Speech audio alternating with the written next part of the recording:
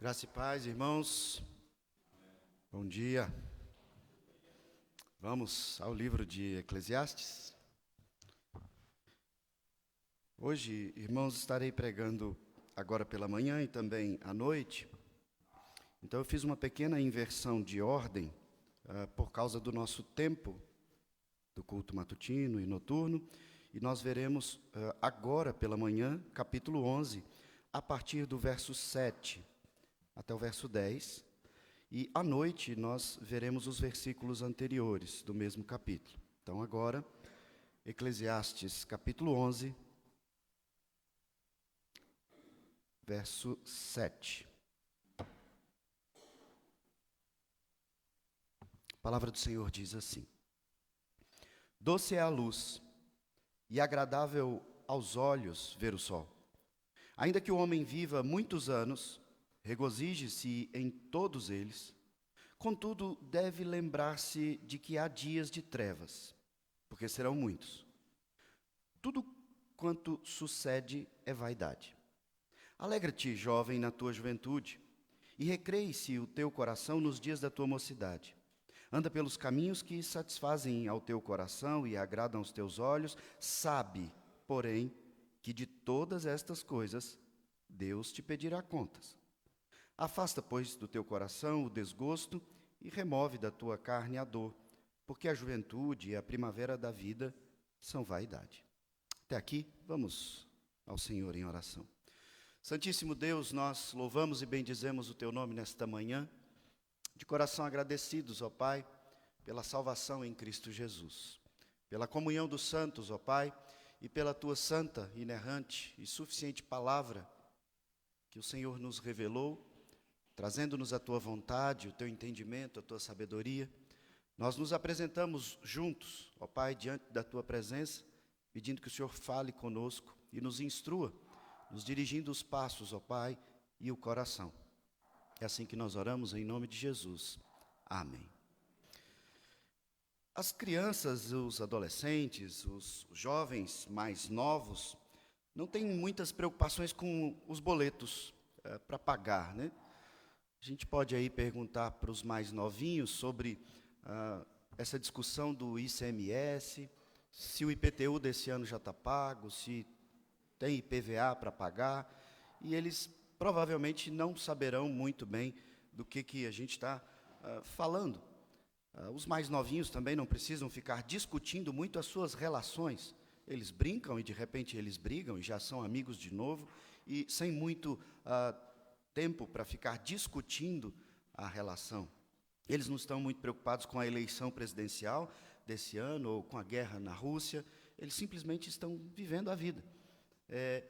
Veja, até mesmo as obrigações de alguns mais novos, como algo simples, como preparar o seu próprio lanche, sua refeição, colocar o seu despertador ali certo para acordar. Às vezes, nem essas responsabilidades eles são responsáveis. Os pais cuidam dessas coisas. Ele não se preocupa em descongelar a carne do almoço, ou o que a gente vai almoçar, se tem sol para secar a roupa, ou se o banheiro está lavado. Simplesmente não há muita preocupação. A comida surge do nada, pronta no prato. A roupa surge limpa no armário. E assim, todas as coisas estão funcionando ao seu redor, sem muita preocupação. E, nesse sentido que a gente reflete, ser jovem, então, é algo que nos mostra uma fase muito doce da vida. Uma fase boa, uma fase leve, sem muitas preocupações.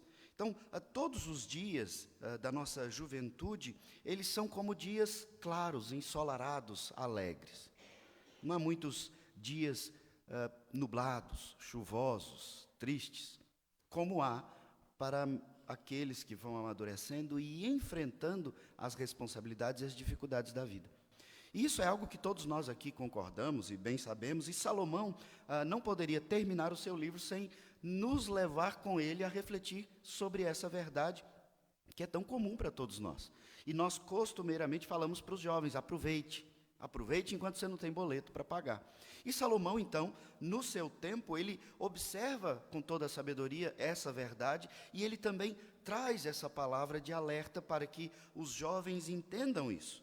E os mais velhos também entendam que eles não estão mais nessa fase. Então não adianta ter uma crise de meia-idade e tentar voltar a viver aquilo que já se passou. Ou viver numa crise nostálgica de que não se tem mais alegria. Era-se alegre quando jovem e agora não há mais alegria. Salomão nos leva a refletir sobre essas coisas e nós precisamos observar isso para viver de forma agradável diante do Senhor naquilo que Ele nos chama. Salomão aqui, eu comecei a partir do verso 7, porque ele desenvolveu um raciocínio até o verso 6, e no verso 7 ele faz uma transição para nos falar sobre essa verdade, iniciando aí dizendo, doce é a luz. E em todo o contexto bíblico, a luz tem essa mensagem de algo bom, de algo claro, de algo límpido e doce aqui. E ele diz, é agradável aos olhos ver o sol. É exatamente essa imagem que ele começa a nos chamar a atenção para falar da vida da juventude, do tempo da juventude. Ele apresenta aqui um comparativo da nossa vida com esse movimento do sol e da lua, ou da luz e da escuridão, das trevas. A juventude, a imagem que ele nos coloca é, a juventude da nossa vida, quando nós somos bem mais novos, é como o dia claro de sol. É doce, é agradável, é divertido, é alegre, mas então a idade vai chegando e com a idade as coisas próprias da responsabilidade, maturidade, então o sol da juventude, o dulçor, a alegria, a vitalidade, a disposição, ele vai se pondo. Esse sol da juventude vai se pondo e então nós vamos conhecendo coisas mais nubladas, mais escuras, mais cansativas, mais sombrias, difíceis de enxergar muitas vezes a solução. Porque nós não pedimos solução para os jovens. Nós, mais maduros, é que temos que apresentar a solução. Então, ele começa a fazer exatamente essa aplicação. Andar na luz, algo claro, né, nos permite ver as coisas. A gente vai caminhando, enxergando onde está pisando, mas à medida que nós temos momentos escuros na vida, nós temos o risco de tropeçar, de nos enganar, de não enxergar para onde estamos indo e de tomar decisões sem saber para que lado a gente de fato está indo, porque nós não enxergamos. E Salomão nos levou a pensar sobre isso e veremos mais hoje à noite sobre esse chamado do Senhor de agir mesmo quando você não está enxergando para onde ir. Então, será complementado esse entendimento de agora de manhã. Andar na luz, então, é essa imagem. Ele diz que isso é agradável. No verso 8, ele diz que, ainda que o homem viva muitos anos, e a gente já entende que ele está falando do tempo de vida, da idade, ele diz, ainda que o homem viva muitos anos, ou seja, ainda que você saiba que não vai morrer jovem, você sabe, você tem plena convicção de que vai viver muitos anos, então ele faz um alerta, ainda que você tivesse essa certeza, e nós não temos, mas ainda que você tivesse, regozije-se em todos os dias, em todos os anos, em todos os momentos da sua vida. E esse é um ponto que a gente precisa refletir, porque muitas vezes nós ficamos, e nós já tratamos disso no livro, nós ficamos deixando para regozijar, para aproveitar, para gozar a vida lá quando nós atingirmos o nosso sonho. Mas Salomão tem nos chamado a aproveitar o momento, porque nós não conhecemos o dia de amanhã. Então, como ele está falando do dulçor, da juventude, do sol, da luminosidade, da vitalidade, ele diz, olha, ainda que você sabe que vai viver muito, então se alegre em cada fase. Regozije-se em todos os seus anos. Mas lembre-se de algo, há dias de trevas. E aqui o alerta é muito claro. Aproveite esse momento de alegria, aproveite o sol, porque você não sabe como será a noite. Aproveite essa fase da vida agora, ainda que você tenha dores, que você tenha problemas, que você tenha dívidas, que você tenha dificuldades, ele diz, aproveite o bom que você tem agora, porque pode ser que amanhã seja pior do que hoje. Isso é algo que talvez você não queira ouvir de Deus, da Bíblia. Você prefere ouvir mensagens de promessa, de sucesso, mas ele está te dizendo, olha, aproveita o momento que você tem agora, porque talvez amanhã seja pior do que hoje. Então, viva essa fase. E ele, lembre-se, ele está aqui falando algo, direcionando, como será no verso 9, para os jovens. Então, ele diz, olha, virão dias mais difíceis, jovens. Virão dias de muitas responsabilidades, jovens. E nós não podemos querer ser irresponsáveis quando a responsabilidade chegar. Não poderemos ser imaturos quando a maturidade nos for cobrada. Ontem, eu encontrei com um rapaz, e isso foi assunto entre nós lá em casa, um rapaz que tem a mesma idade que eu. E eu não sei quantos anos, mas provavelmente mais de 25 anos que eu não o via. E eu encontrei na rua, a gente reconheceu, e conversei rapidamente, e ele perguntou algumas coisas para mim, e eu falei, eu já tenho neto e tal, essa coisa toda. E ele falou assim, não, eu nem mulher tenho. Se eu tivesse filhos, eu teria mais de 30. Mas eu nunca casei. Se eu tivesse netos, então, eu teria mais de 90, porque eu não consigo ficar com uma mulher só. E eu falei, meu Deus, que vida.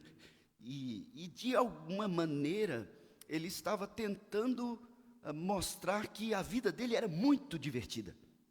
Ele estava vivendo o auge da juventude até hoje, com 44 anos.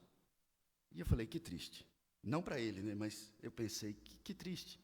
Porque o que Salomão está dizendo aqui para os jovens é, regozije-se agora, viva agora, mas não tente ser jovem o resto da sua vida, porque você não vai poder ser. Há momentos próprios e coisas próprias de cada fase da vida. Tentar numa busca tola de permanecer imaturo, irresponsável e jovem, é a mais pura tolice. Cada fase tem o seu brilho, tem a sua beleza, até mesmo no envelhecimento do nosso corpo, que é um dilema que muitas vezes, especialmente as mulheres, enfrentam quando se olham no espelho e olham para aquela foto de 30, 40, 50 anos atrás e se entristecem, porque agora tem rugas, tem pouco cabelo ou cabelo branco e uma série de coisas diferentes, mas há beleza também no envelhecimento. A beleza na maturidade. Mas Salomão diz, esses são dias mais difíceis de fato, e nós não podemos simplesmente negar isso. As articulações nos lembram disso todos os dias. Elas estão sempre ali dizendo, ei, você está envelhecendo. A sua coluna não é aquela mais. O seu estômago agora não é mais o mesmo, o seu intestino está mudando. Agora você tem umas intolerâncias que você não tinha, você tem umas dores que você não tinha, você tem um problema aí para dormir, que antes você dormia em qualquer lugar. E isso tudo vai nos mostrando aí, está chegando um tempo mais sombrio, está chegando um tempo mais escuro, está chegando um tempo em que não é tão brilhante como aquela juventude ensolarada. Mas nem por isso nós vamos tentar voltar e nem prolongar. Ele diz, regozije-se, jovem. E essa é uma mensagem que nós, que já temos filhos e netos, precisamos alertar os mais novos. Veja como ele diz no verso 9, alegra-te, jovem, na tua juventude. Ou seja, jovem, para que esse embrutecimento e essa revolta, essa braveza toda? Alegra-te. Você está vivendo o melhor momento da sua vida, então, para que essa rebeldia toda? Essa vontade de ser adulto, de ter a sua casa, de mandar na sua vida, de pagar suas contas, aproveita a fase que você está. Porque quando você estiver na outra fase, não tem como voltar. Não tenta ter uma vida de casado agora, quando você pode, sem pecar, ser um solteiro. Não tente ter a sua vida cheia de responsabilidades quando você pode aproveitar. Você tem todo o tempo do mundo para estudar. Então, como os jovens atropelam as fases. Engravidam antes da hora, casam-se antes da hora e, de repente, já não conseguem mais estudar porque estão fazendo outras coisas agora próprias da vida que estão assumindo. E a mensagem dos maduros para os mais novos, bíblica, é alegra-te, jovem, na tua juventude. Não atropela as fases. Não se embruteça, não se rebele, recreie o teu coração nos dias da tua mocidade, é o que ele diz. Anda pelos caminhos que satisfazem ao teu coração. E aqui tem um grande risco. Se você, jovem, ler esse verso 9 com toda a pecaminosidade do seu coração, você vai entender algo errado aqui. Um jovem lá em Recife uma vez trouxe esse verso e disse: como pode a igreja e o pastor quererem me proibir de fazer isso ou aquilo, se aqui na Bíblia o próprio Deus está dizendo para eu fazer o que satisfaz o meu coração?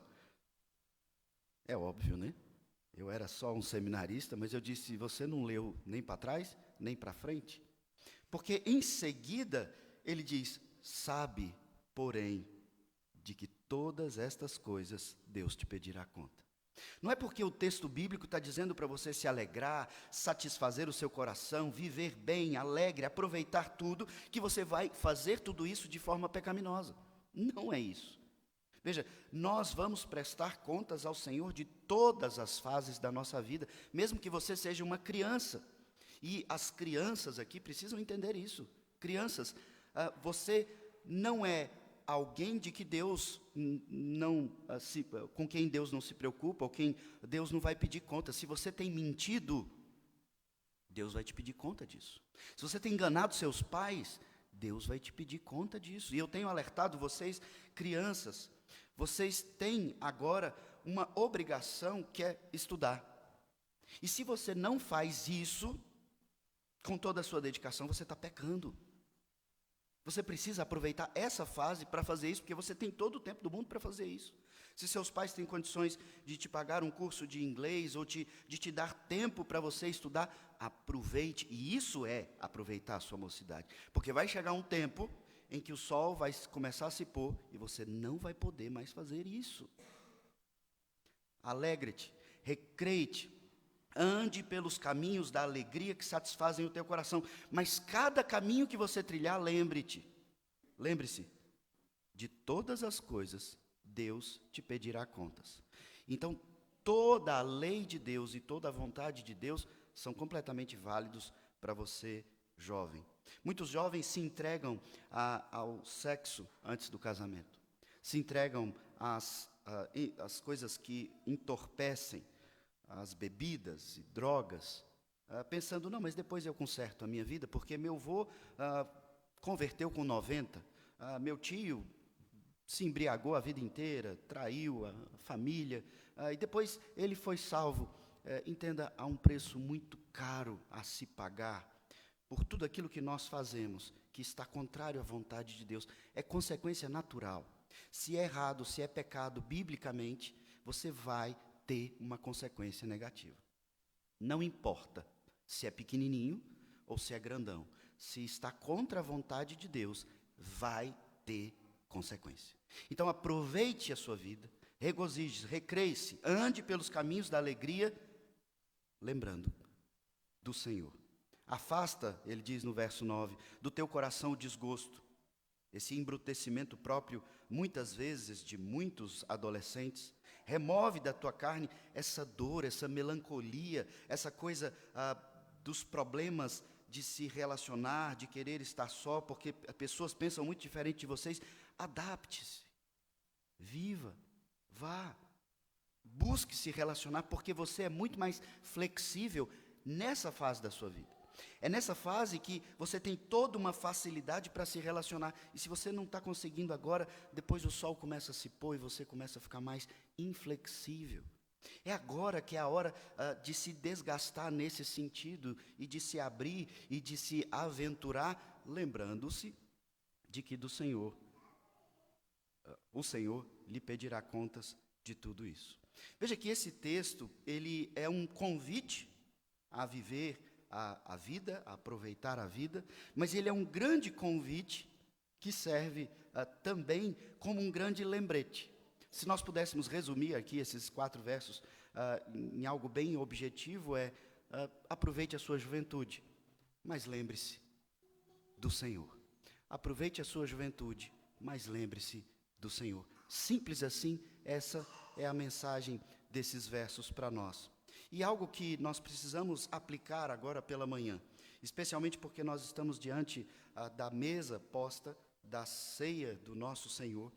Veja que nós costumeiramente, sempre, lembramos, falamos aqui, repetimos, que a Santa Ceia é um lembrete. Uma palavra que eu sempre uso é memorial. O Senhor Jesus disse que esta mesa deveria ser um memorial. Algo que traga à sua memória o que foi feito por você. E é isso que Salomão diz aqui aos jovens. Viva a sua vida, divirta-se. E se você caminhou comigo desde o capítulo 1, e nós já estamos chegando no último capítulo desse livro de Eclesiastes, o grande convite de todo o livro foi: viva intensamente a sua vida. Mas lembre-se do seu Criador. Lembre-se do seu Senhor. Viva intensamente a sua vida como que diante da face do seu Senhor. Essa mesa nos lembra o que foi feito para que nós não estivéssemos na eternidade em trevas. E veja como é interessante, porque aqui ele fala da luz, ele fala do dulçor, do como é agradável o sol. E Cristo, em sua morte, ele nos livrou da eternidade em trevas. Nós estaremos na eternidade, por toda a eternidade, com aquele que é a própria luz, como Cristo diz. Eu sou a luz. Essa mesa, então, nos lembra de que a nossa eternidade será tão vívida, tão doce, tão alegre, como foi a nossa juventude, só que aperfeiçoada, glorificada, ou seja, muito melhor do que foi a nossa juventude, porque não haverá pecado, não haverá essa luta e esse dilema. Em Cristo nós fomos libertos das trevas eternas, do tempo nublado, do dia chuvoso e triste. E eu não estou aqui falando mal dos dias chuvosos, porque eles são bons também, mas é a imagem poética que o autor usa. Nós viveremos eternamente diante do sol da justiça, da luz do Senhor, em alegria e com toda a vitalidade, com toda a energia.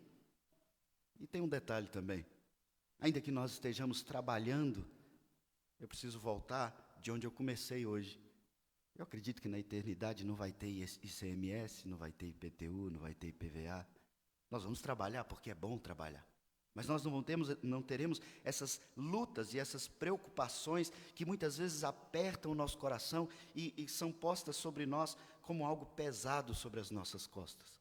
Ou seja, na eternidade, por causa do que foi feito e nós vamos celebrar aqui agora, nós viveremos eternamente o dulçor do melhor da vida eterna com o Senhor. O sacramento é sinal, é memorial, e a mensagem dessa mesa é: viva intensamente a sua vida. Aproveite o sol, mas lembre-se, o Senhor te pedirá contas. E essa mesa, além de ser um grande memorial de alegria, é também um memorial desse ponto. Essa mesa mostra que Jesus Cristo pagou a nossa conta.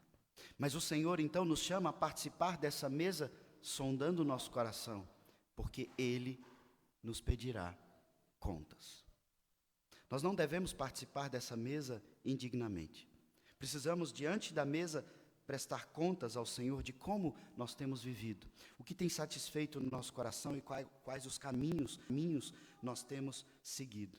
Então, essa mesa nos chama a lembrarmos do nosso Criador, que está à mesa conosco. Mas ela nos chama também a sair daqui e, durante a semana, lembrarmos-nos do nosso Criador, indo ao trabalho, nas nossas conversas, na nossa diversão. Essa mesa é um grande lembrete de que você deve viver como quem anda ao sol do meio-dia e não como quem anda se escondendo, se esgueirando, fugindo do Senhor. Ele nos chama a viver diante dele, como em pleno meio-dia, diante de toda a claridade da sua luz, da sua palavra, da sua verdade, aproveitando a vida. E se você, por algum momento, ficou em dúvida, porque parece que o crente não tem como aproveitar a vida intensamente, tem sim. Ontem, quando eu conversei com aquele rapaz, a sensação, voltando para minha casa, é exatamente essa. ele acha que é feliz. Ele acha que o pecado diverte, porque o pecado é como algo que ele vai lá, sente prazer e tem domínio sobre aquilo. Mas conversando com a Patrícia, eu refleti exatamente sobre isso. O pecado, irmãos, ele nunca é algo que você tem domínio sobre ele. Entenda, nunca. Você nunca tem domínio sobre o pecado. Pensar que você pega algo, você faz algo pecaminoso para sua diversão, então você para, é como aquele fumante que diz, eu paro a hora que eu quiser. É como aquele viciado em heroína que diz, no dia que eu quiser eu paro. É como o alcoólatra que diz, eu bebo porque eu quero me divertir, mas a hora que eu quiser eu paro. Você acha que usa o pecado para sua satisfação, mas é o pecado que está te escravizando. E nós precisamos entender isso desde a nossa juventude, desde a idade mais nova, até a nossa maturidade. Pecado sempre nos escraviza. E nós, então, somos plenamente felizes e vivemos intensamente felizes se nós estamos desvencilhados do pecado. Foi isso que Cristo fez por nós. Os grilhões do pecado foram quebrados e a nós foi dada a oportunidade de parar diante do pecado e entender pela habitação do Espírito que aquilo é pecado. E agora, pelo agir do Espírito, você olha e tem a oportunidade de decidir, eu peco ou eu não peco? Vamos orar.